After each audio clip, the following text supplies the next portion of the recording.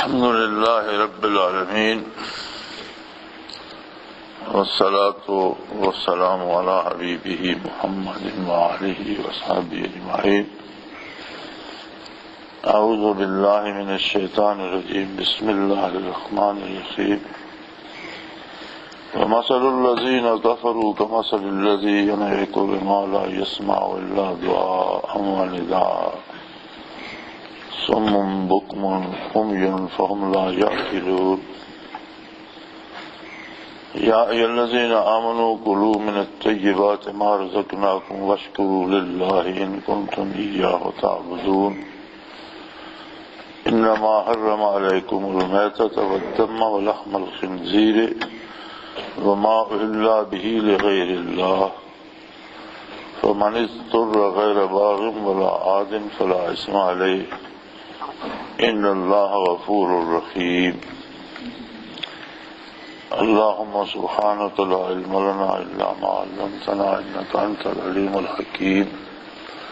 مولاي صل وسلم دائما أبدا على حبيبك من زانت به الأسرور.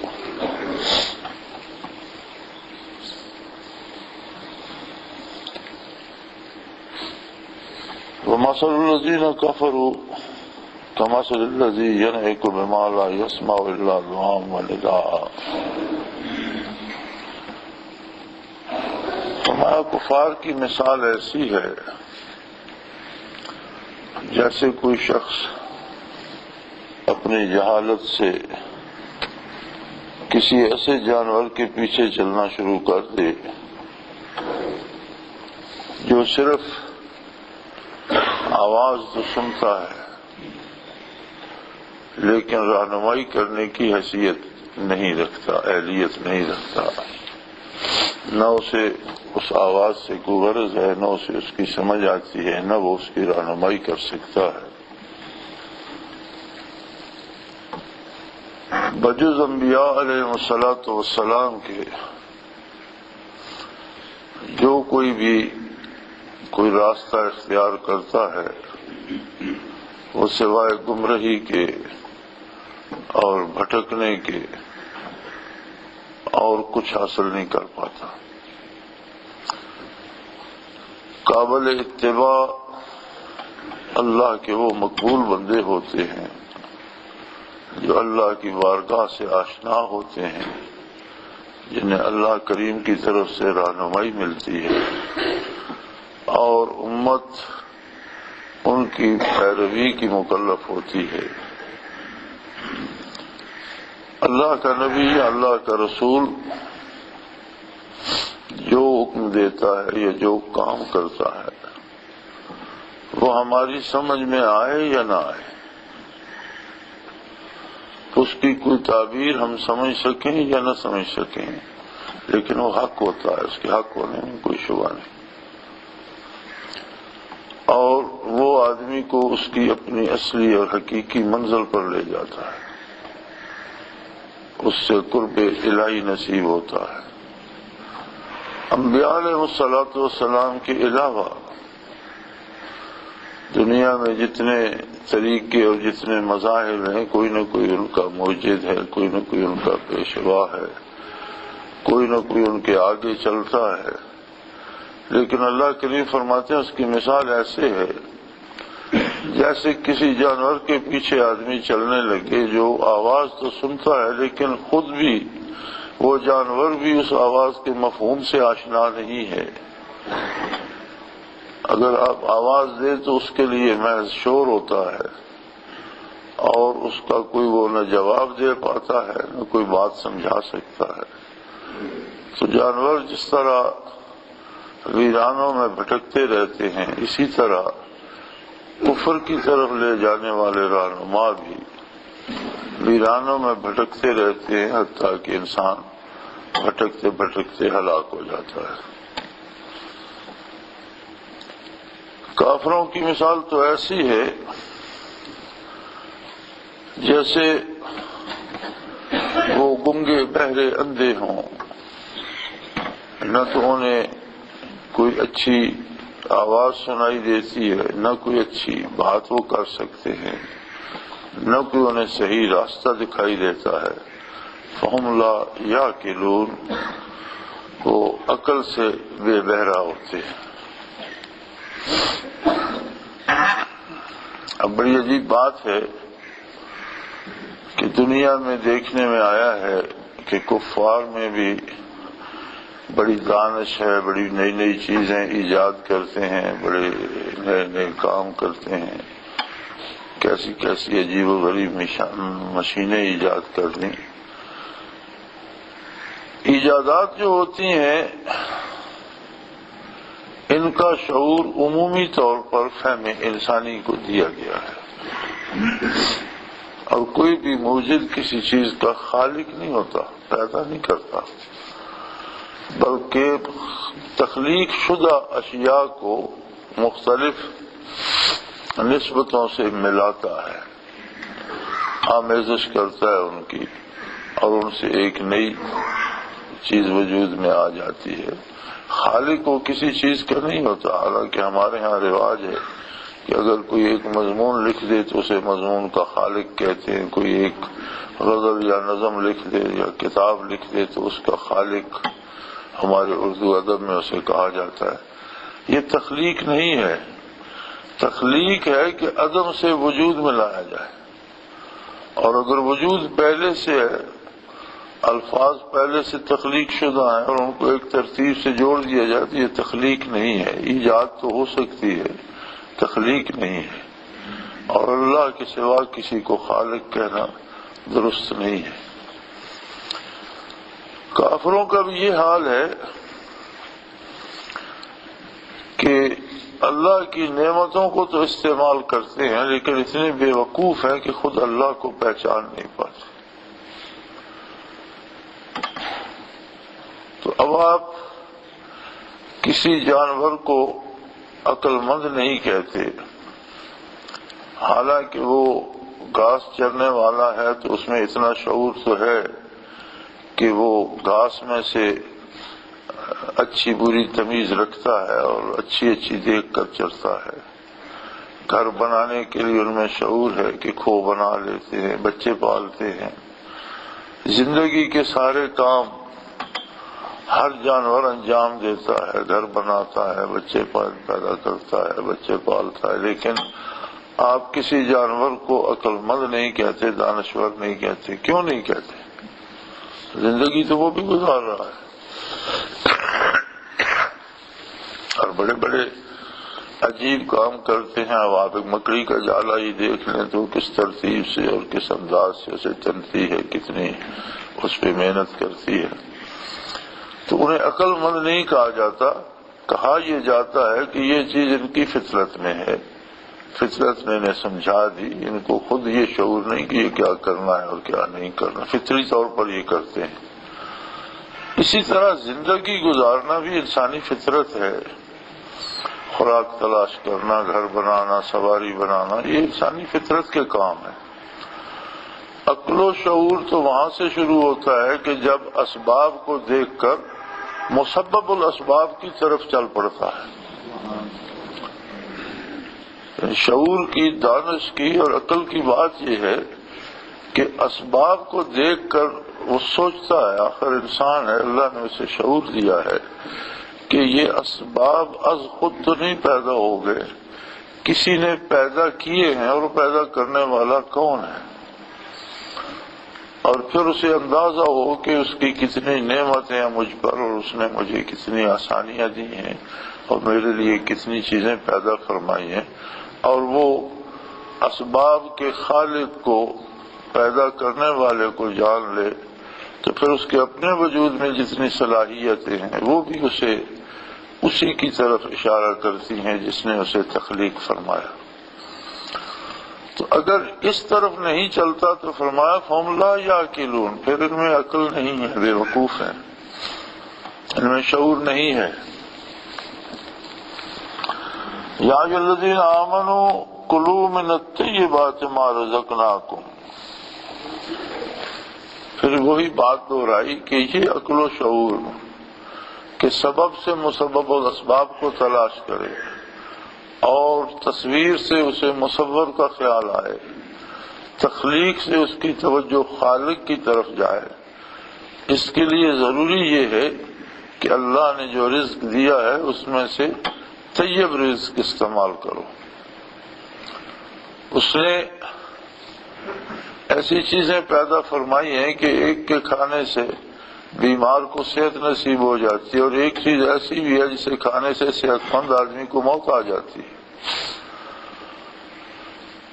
اور انسان کو ان کی خصوصیات سے آگاہ فرما دیا۔ انسان کو چاہیے کہ وہ زہر نہ کھائے، اس کے بجائے وہ چیزیں کھائے جو اس کو صحت عطا کرتی ہیں۔ تو حرام یا ناپاک ایسے ہی ہے جیسے کوئی زہر کھاتا ہے۔ زہر ایک مادی چیز ہے اور اس سے مادی جسم کو موت آتی ہے یا مادی جسم پہ بیماری آتی ہے، اور گناہ یا حرام ایک کیفی چیز ہے۔ وجود تو ایک ہی ہے، ایک ہی گوشت کا ٹکڑا ہے، اسے آپ خریدتے ہیں تو حلال ہے، چوری کر لیتے ہیں تو وہی حرام ہو جاتا ہے۔ تو وہ جو اس میں کیفیت ہے، گوشت تو گوشت ہی رہتا ہے، لیکن اس کے اندر جو کیفیت ہے وہ بدل جاتی ہے۔ آپ نے اسے خریدا ہے، حلال ہے، آپ نے خریدا ہے تو وہ آپ کو روحانی صحت عطا کرے گا، اور آپ نے چوری کر لیا ہے تو وہ روح کی بیماریاں پیدا کرے گا، اور کیفیات ایسی ہوں گی کہ جن سے آپ کی انسانیت کو خطرہ ہوگا۔ انسانیت مر گئی تو باقی ایک جانور رہ گیا جو اسے اٹھائے پھرتا ہے۔ کلو من الطیبات ما رزقناکم، جو رزق ہم نے تمہیں دیا ہے اس میں جو چیزیں پاک حلال بتا دی ہیں وہ کھاؤ، اور واشکروا للہ، اور اللہ کا شکر ادا کرو کہ تم نہیں جانتے تھے، اس نے تمہیں بتا دیا، اس نے تم پر کتاب نازل فرمائی تمہارے لیے، اس نے تمہیں محمد الرسول اللہ صلی اللہ علیہ وسلم جیسی ہستی سے سرفراز فرمایا، ایک ایسی ہستی جس نے زندگی کے ہر چھوٹے کام سے لے کر ہر بڑے فیصلے تک تمہاری رہنمائی فرما دی، اور فرما رہے ہیں اور فرماتے رہیں گے تا قیامت۔ نبوت و امامت اور قیادت محمد الرسول اللہ صلی اللہ علیہ وسلم ہی کی ہے۔ آج اگر ہم سجدہ کر رہے ہیں تو یہ سجدہ ریز ہونے کی ادا ہمیں حضور اکرم صلی اللہ علیہ وسلم کی تعلیمات سے ملی۔ آج اگر ہم اللہ کی بارگاہ میں حاضر بیٹھے ہیں تو یہ حضوری کا شرف بطفیل نبی کریم صلی اللہ علیہ وسلم میں حاصل ہے۔ اسی طرح سے غذا میں، کاروبار میں، کمانے میں اور اسے صرف کرنے میں پوری احتیاط کرو۔ اگر یہ حلال ہوگا تو یقیناً روح کو، روحانی کیفیات کو طاقت دے گا، جو ہدایت کی طرف بڑھنے کی ایک صورت ہوگی، ہدایت کو قبول کرنے کی ایک صورت ہوگی۔ اور خدا نخواستہ اگر کوئی حرام کھائے گا تو اس کے اندر سے کیفیت مرتی جائیں گی، پیٹ تو بھر جائے گا، وقت تو گزر جائے گا، لیکن وہ کیفیات ختم ہوتی جائیں گی، اور خطرہ یہ ہے کہ اگر اسی پہ قائم رہے تو بالآخر کفر تک جا پہنچے۔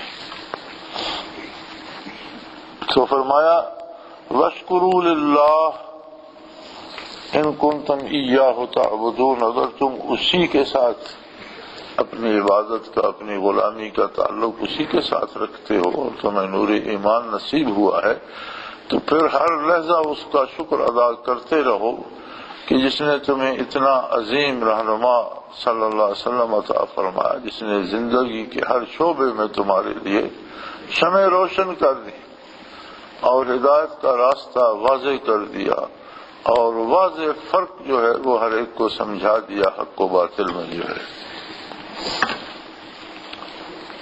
انما حرم علیکم المیتۃ، کوئی چیز جو مردار ہو جاتی ہے وہ تم پر حرام کر دی گئی ہے، خواہ وہ ایسی چیز ہو کہ جسے ذبح کیا جاتا تو حلال ہوتی، لیکن جو از خود مر گئی بغیر اللہ کے نام کے وہ تم پر حرام کر دی گئی ہے۔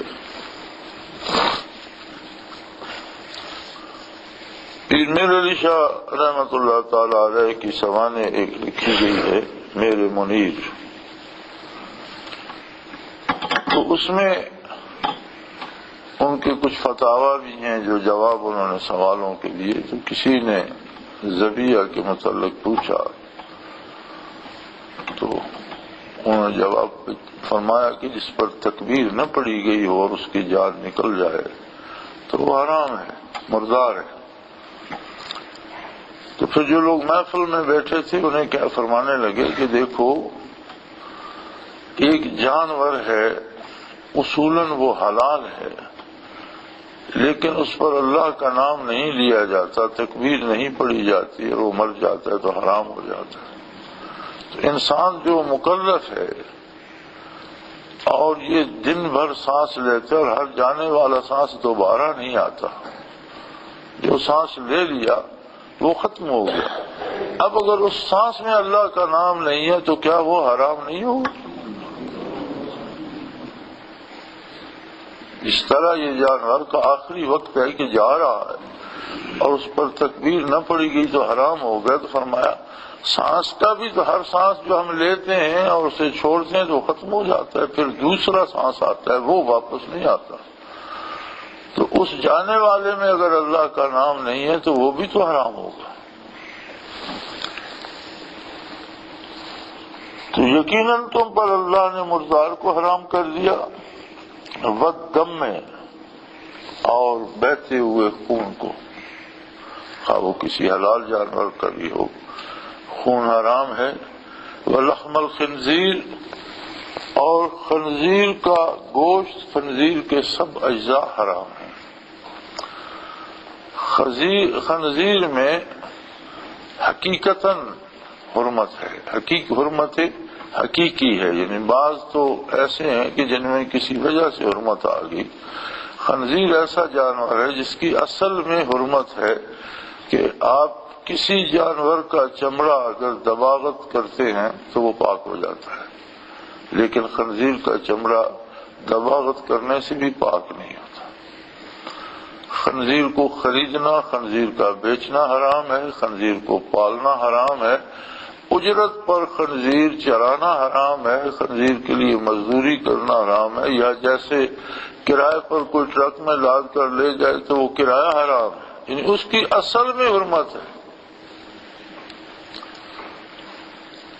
کھانے میں خنزیر اور پینے میں شراب، ان دونوں کی اصل میں حرمت ہے. شراب پر ملازمت کرنا حرام ہے، شراب کا بیچنا حرام ہے، شراب کا استعمال کرنا حرام ہے، مزدوری پر شراب کو اٹھا کر لے جانا حرام ہے. لیکن انسان بھی کیا چیز ہے. یورپ میں اور یورپ کے اکثر ممالک میں، امریکہ میں بھی، ویسٹ میں یہ لازمی ہے کہ آپ جہاں دکان بناتے ہیں تو اس میں ضرورت کی ساری چیزیں ہونی چاہیے، جن میں سر فہرست خنزیر اور شراب بھی ہوتا ہے. اور ہمارے یہ جتنے پاکستانی دکاندار ہیں یہ سارے بیچتے ہیں. تو مجھے ایک دفعہ ناروے جانے کا اتفاق ہوا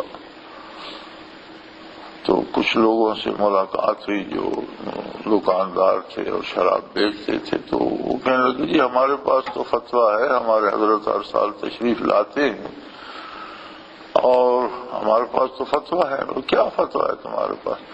کہ جی ہم کھلی شراب نہیں بیچتے جیسے شراب خانوں میں ہوتا ہے کہ وہ شراب گلاسوں میں ڈال کے دیتے ہیں اس طرح. تو وہ تو ہو گیا شراب بیچنا.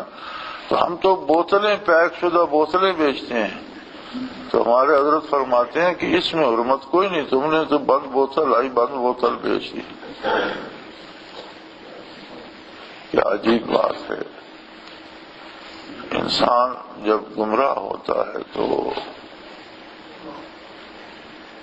ایک عجیب تر بات یہ ہے کہ گمراہی کا احساس مر جاتا ہے، اور یہ بڑی سخت سزا ہے اللہ کی طرف سے کہ حرام چیزوں کو ہیلے حوالے سے حلال کرنے لگتا ہے. یہ احساس ہی نہیں رہتا کہ حرام حرام ہے، میرے ہیلے سے حلال کیسے ہوگا.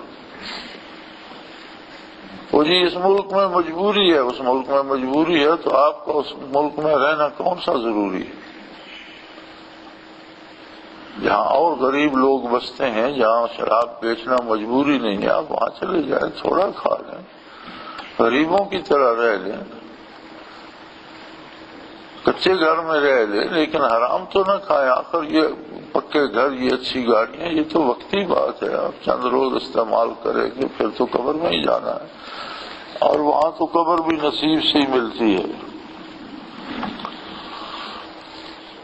وما اہل بہ لغیر اللہ، اور ایسے جانور جو اللہ کے سوا کسی اور کو راضی کرنے کے لیے ذبح کیے جائیں، کہ یہ جانور ذبح کرنے سے یہ بت خوش ہوگا، اس کی قربانی دے رہا ہوں، یا اس انسان کی قربانی دے رہا ہوں، یہ قربانی دینے سے راضی ہوگا، جو کسی اور کے نام پہ ذبح کیا جائے کہ یہ میری قربانی اس کے لیے یہ قبول فرمایا نہیں، جانور کی جان اللہ کے نام پہ لی جائے گی اور اللہ ہی کے لیے لی جائے گی۔ جو وما اہل بہ لغیر اللہ، ایسے جانور جو بقصد تقرب غیر اللہ کے نامزد کر دیا گیا۔ ہمارے ہاں تشدد ہے، انتہا پسند مزاج ہے ہمارا۔ کچھ حضرات اس پہ یہ فتویٰ بھی دے دیتے ہیں کہ جی لوگ جانور ذبح کرتے ہیں بزرگوں کے نام پر، حالانکہ ایسا کوئی نہیں کرتا، کسی بزرگ کے نام پر کوئی تکبیر نہیں پڑتا، اور ہاں یہ لے جا کر کے یہ فلاں مزار پہ ذبح کیا جائے گا، وہ اس میں آ جاتا ہے۔ جب ذبح ہی کرنا ہے، صدقہ ہے، اگر آپ کسی بزرگ کا دینا چاہتے ہیں تو اسے اللہ کے نام پہ ذبح کریں اور دعا کریں کہ یا اللہ یہ میں نے نفلاً ذبح کر کے تقسیم کر دیا ہے، اس کا جو ثواب ہے وہ فلاں کی نظر کرتا ہوں، یا فلاں کو میرے باپ کو پہنچا دیا جائے، میرے پیر کو، یہ تو درست اور جائز طریقہ ہے۔ اب آپ یہاں سے ایک جانور پکڑ لیتے ہیں اور دور دراز کسی قبر پر جا کر ذبح کرتے ہیں کہ صاحب قبر اس سے خوش ہوگا، تو یہ اسی میں آئے گا ما اہل بہ لغیر اللہ۔ تو اعتدال اسلام ہے۔ آپ اگر کسی بزرگ کے لیے یا کسی پیر کے لیے یا کسی کے لیے بھی ذبح کرتے ہیں تو وہ ایصال ثواب کر سکتے ہیں، جانور تو اللہ ہی کے لیے ذبح ہوگا اور اسی کے نام پر حلال ہوگا، کسی دوسرے کے نام سے نہیں لگایا جا سکتا۔ اور حرام میں بھی پھر یہ رعایت دی کہ اگر کوئی شخص کسی ایسی جگہ پھنس گیا ہے کہ جہاں کھانے پینے کو نہیں مل رہا اور اس کی جان کو خطرہ ہے، بھوک سے ہلاک ہونے کا اندیشہ ہے، فمن اضطر، جو بےتاب ہو جائے، اضطراب جس پہ آ جائے کہ کہیں حلال نہیں ملتا اور بھوک سے مر جانے کا اندیشہ ہے، غیر باغ ولا عاد، نہ تو وہ چکھنے کے لیے یا اسے لذیذ سمجھ کر کھانے کے لیے اس پر دل آ جائے، اور نہ وہ اتنا کھایا جائے کہ ضرورت سے زائد اسے خوراک ہی بنا لینے، تو پھر حرام بھی اس حد تک جائز ہے جس سے اس کی جان بچ جائے۔ فلا اسم علیہ، تو ایسے بندے پر گناہ نہیں ہوگا، ان اللہ غفور الرحیم، کہ اللہ کریم بخشنے والا ہے، رحم کرنے والا ہے۔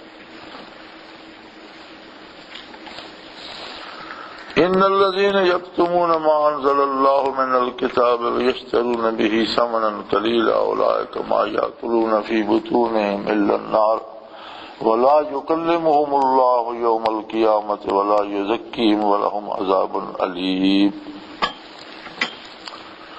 اب فرمایا اب ہیلوں حوالوں سے کوئی حرام کو جائز کرے اور جو احکام اللہ کی کتاب میں ہیں انہیں چھپا لے اور چند ٹکوں کی خاطر غلط فتوے لکھ کر دے، لوگوں کو حرام کھلائے، لوگوں کو ساری عمر بدکاری میں مبتلا کر دے، جس طرح علماء یہود و نصارہ کرتے تھے کہ حصول زر کے لیے حقائق کو چھپا لیتے تھے اور اس کے خلاف چیزوں کو حلال کر دیتے تھے، اور اب تک کرتے جا رہے ہیں۔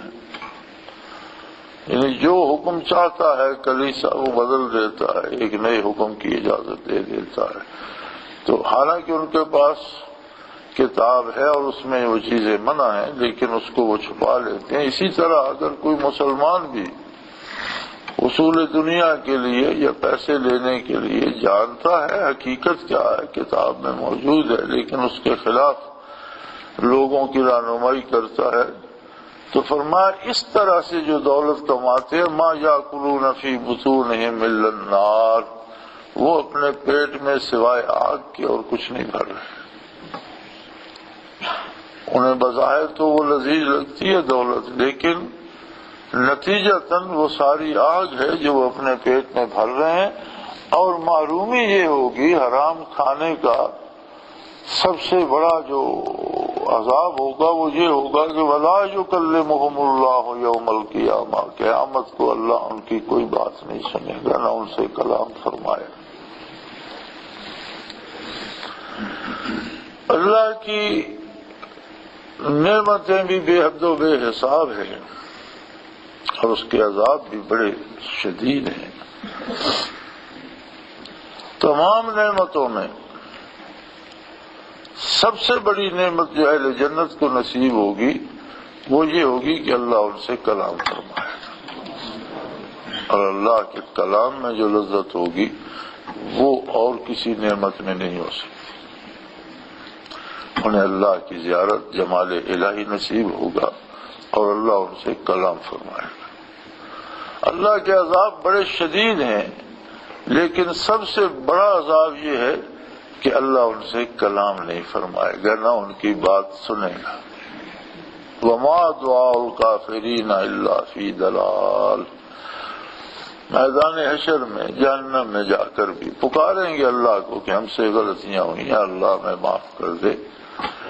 وَلَا يُكَلِّمُهُمُ اللَّهُ، اللہ ان سے بات نہیں فرمائے گا۔ اور فرمایا وَمَا دُعَاءُ الْكَافِرِينَ إِلَّا فِي ضَلَالٍ، کافروں کی چیخ پکار اور کافروں کی آہوزاری ضائع جائے گی، کوئی نہ سنی جائے گی نہ ان سے بات کی جائے گی۔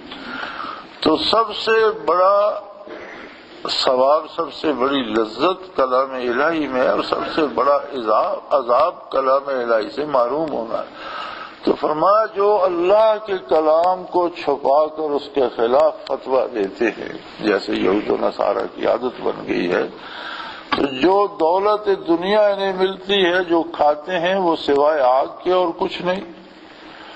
اور سب سے بڑی معرومی یہ ہوگی کہ اللہ ان سے کلام نہیں فرمائیں گے قیامت کے روز، وَلَا يُزَكِّيهِمْ، اور ان کو ان کے گناہوں سے پاک نہیں کریں گے، ان کا تزکیہ نہیں فرمائیں گے۔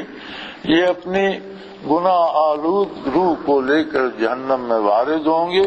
وَلَهُمْ عَذَابٌ عَلِيمٌ، اور ان کے لیے بہت شدید عذاب ہوگا دوزخ کا۔ فرمایا عجیب لوگ ہیں، اولئک الذین اشتروا الضلالۃ بالہدی والعذاب بالمغفرہ فما اصبرهم علی النار۔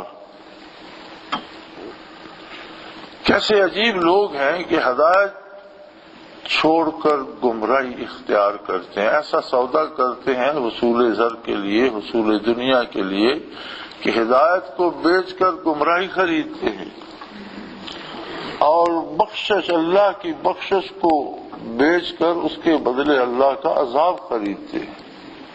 کون لوگ جو حق کو چھپا کر ناجائز کو جائز اور حرام کو حلال بتاتے ہیں، یہ ایسے بد نصیب لوگ ہیں کہ ہدایت کے بدلے گمراہی خرید رہے ہیں اور بخشش کے بدلے عذاب خرید رہے ہیں۔ اللہ کریم فرماتے ہیں فما اصبرهم علی النار، یہ دوزخ پر کتنے دلیر ہو گئے ہیں، کتنی جرت سے دوزخ کی طرف بڑھ رہے ہیں، اور یہ جانتے نہیں کہ دوزخ میں ہوگا کیا، یہ کتنی محنت کر رہے ہیں دوزخ کے لیے۔ اور ایک بڑی عجیب بات ہے کہ نیکی کرنے کے لیے اتنا مجاہدہ نہیں کیا جاتا جتنی محنت گناہ کرنے کے لیے کی جاتی، وہ چوری ہو یا ڈاکہ ہو، وہ قتل ہو یا فتویٰ فروشی ہو، کوئی بھی برا کام جو ہے اس کے لیے محنت بھی زیادہ لگتی ہے، اور اس پر دنیاوی سزا اور احتساب اور دنیاوی لعن طعن کا خطرہ بھی ہوتا ہے۔ اس کے باوجود فرمایا بڑی دیدہ دلیری دکھا رہے ہیں۔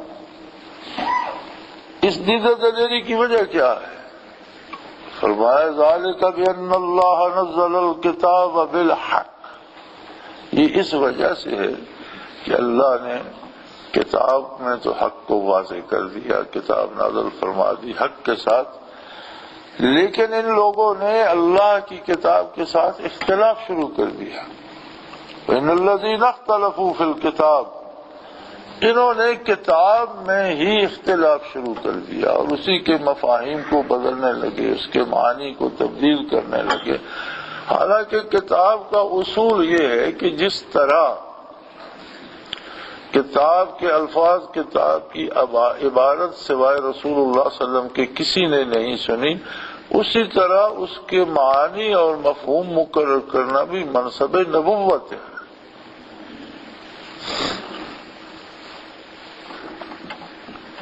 انسانوں کو، نسل انسانی کو بتانا ما نزل الیہم، جو کچھ نازل ہوا اس کا مفہوم کیا ہے، یہ منصب نبوت ہے۔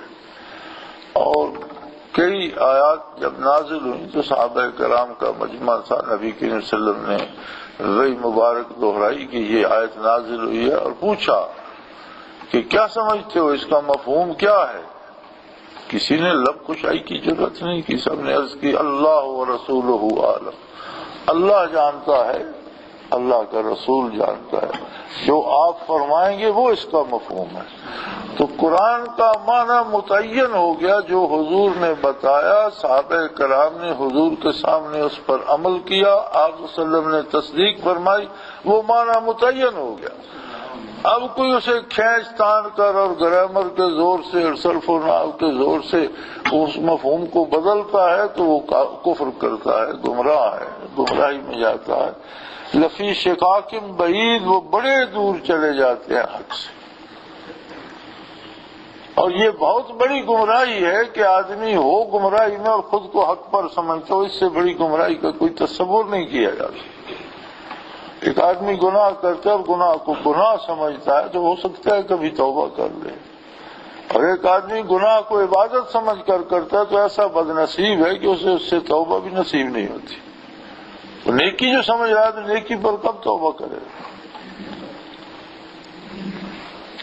تو اللہ کریم ہدایت پہ قائم رکھے، ہدایت نصیب فرمائے۔ اور ان گزشتہ آیات میں اللہ کریم نے ہدایت پر قائم رہنے کا انحصار اپنی بخشش، اپنے کرم کے ساتھ رزق کے حلال پہ رکھا ہے۔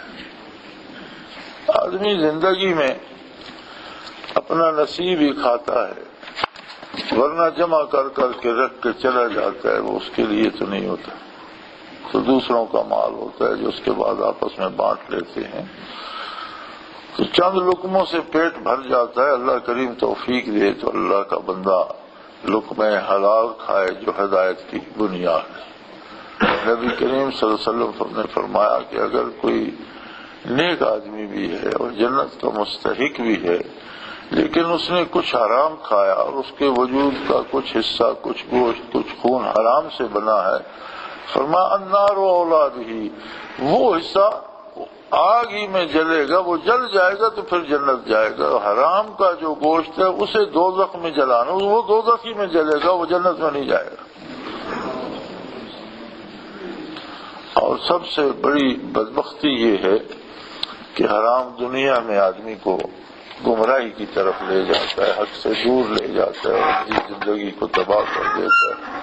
اللہ کریم نیکی کی توفیق عطا فرمائے اور برائی سے، حرام سے اپنی حفاظت میں رکھے۔ وآخر دعوانا الحمدللہ رب العالمین۔